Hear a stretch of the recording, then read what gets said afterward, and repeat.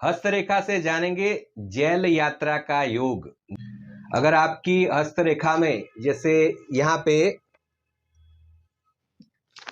मंगल के पर्वत के ऊपर से कोई रेखा निकल के जीवन रेखा को काट रही है, जेल यात्रा का योग। जी हां, यहां मंगल के पर्वत के ऊपर से अगर कोई रेखा जीवन रेखा को काट रही है और राहु बीच में यहां पे अगर क्रॉस बने हुए हैं और साथ में आपका जो भाग्य रेखा है उसको भी वो काट रही है, हृदय रेखा को भी वो काट रही है, तो यकीनन लंबे समय तक जेल यात्रा का योग यहां पे बन सकता है। साथ में मंगल के पर्वत के ऊपर क्रॉस का निशान, शनि के पर्वत के ऊपर क्रॉस का निशान और आपके धन रेखा के ऊपर जिसे भाग्य रेखा भी कहते हैं उसके ऊपर भी अगर क्रॉस का निशान बना हुआ है तो यकीनन जेल यात्रा आपको करवा सकती है।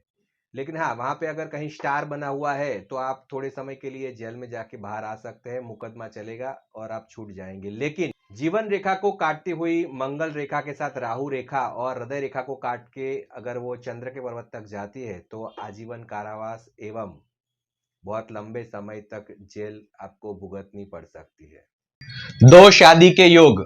हस्तरेखा से जान सकते हैं कि दो शादी होगी या शादी टिकेगी कि नहीं टिकेगी। अगर लड़की के हाथ के अंदर, लेफ्ट हैंड के अंदर ये शुक्र पर्वत के ऊपर अगर क्रॉस बना हुआ है या छोटे छोटे क्रॉस बने हुए हैं तो ऐसी लड़की की शादी टिकना मुश्किल है या फिर दो शादियां भी हो सकती है। उसी प्रकार से लड़के के राइट हैंड के अंदर यहां गुरु के पर्वत के ऊपर अगर क्रॉस बना हुआ है या फिर बुध के पर्वत के ऊपर क्रॉस बना हुआ है तो यकीनन ऐसे जातक की शादी टिकना मुश्किल है या शादी नहीं भी हो सकती है।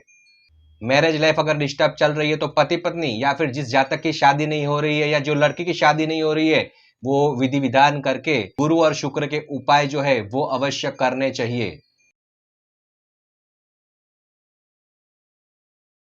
30 अक्टूबर 2023 से राहु महाराज के साथ साथ केतु महाराज भी गोचर करेंगे। ये दोनों छाया ग्रह जो है वो वक्री चलते हैं, मतलब मेष में से मीन में जाएंगे, मतलब एक नंबर की राशि में से 12वीं राशि में जाएंगे। उसी प्रकार से केतु महाराज जो है वो तुला में से कन्या में जाएंगे। अगर आपकी कुंडली में केतु अच्छी जगह पे बैठे हैं तो चिंता करने की कोई जरूरत नहीं है। राहु और केतु के उपाय तभी कीजिए जब वो बुरी अवस्था में आपकी कुंडली में है। आपकी कुंडली में 12 नंबर जहां लिखा है वो मेष राशि का भाग होता है। अगर वहां पे कोई उसका मित्र ग्रह बैठा हुआ है तो यकीनन आपको उस भाव के रिलेटेड आपको फायदा करवा सकता है। फॉर एग्जाम्पल देखते हैं कि आपका लग्नेश मीन बनता है, 12 नंबर लग्नेश में लिखा हुआ है और वहां पे राहु का कोई मित्र ग्रह बैठा हुआ है जैसे कि बुध बैठा हुआ है या शनि बैठा हुआ है तो आपको चिंता करने की कोई जरूरत नहीं है।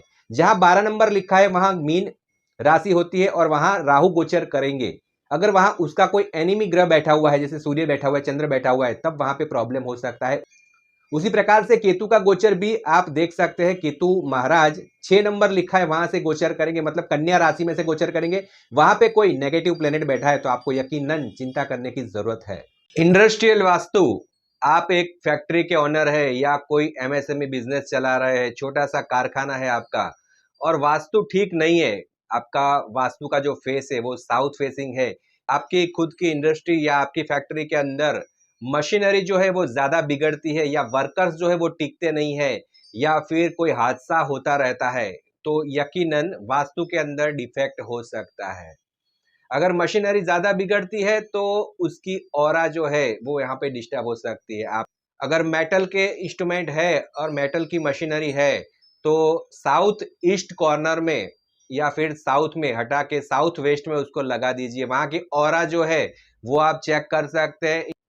इंडस्ट्रियल वास्तु में ऑरा का महत्व बहुत ज्यादा होता है और ऑरा के हिसाब से इंडस्ट्रियल वास्तु में अगर आप मशीनरी, आपकी बैठने की जगह सब रखते हैं तो यकीनन फायदा हो सकता है। आपकी फैक्ट्री तो ज्यादा चल रही है लेकिन पैसे जो है वो ज्यादा लोन में जाते हैं या कर्जे में चले जाते हैं तो यकीनन वास्तु में डिफेक्ट हो सकती है। चक्रधारी हाथ किसे कहते हैं? किसी भी व्यक्ति के हाथ के अंदर अगर स्त्री है तो लेफ्ट हैंड और राइट हैंड पुरुषों के लिए उंगलियों में, जैसे यहाँ पे ये फिंगर है, यहाँ पे अगर चक्र बनते हैं आपको स्क्रीन के ऊपर दिख रहा है, इस प्रकार से अगर फिंगरप्रिंट्स में चक्र बनते हैं तो वो चक्रधारी हाथ कहते हैं। इसमें सबसे छोटी उंगली में अगर कनिष्ठा उंगली में चक्र बनता है तो ऐसे व्यक्ति के जीवन के अंत में काफी धन होता है। अनामिका उंगली के ऊपर अगर चक्र बनता है तो ऐसा व्यक्ति सबके लिए शुभ होता है। मांगलिक कार्यों में अगर इस उंगली का प्रयोग वो व्यक्ति करे तो रात दिन वो तरक्की करता रहता है। शनि के पर्वत के ऊपर अगर चक्र बनता है तो व्यक्ति के जीवन में संघर्ष के साथ आगे बढ़ता है, लेकिन जीवन के अंत समय में उसके पास काफी धन रहता है। पर अंगूठे के ऊपर अगर चक्र बना हुआ है तो ऐसा व्यक्ति 5 व्यक्तियों के अंदर सबसे पूजनीय होता है और वो मान प्रतिष्ठा प्राप्त करता है। चक्र के साथ साथ हाथ के अंदर काफी और निशान भी होते हैं। बने रहिए नेक्स्ट वीडियो के लिए।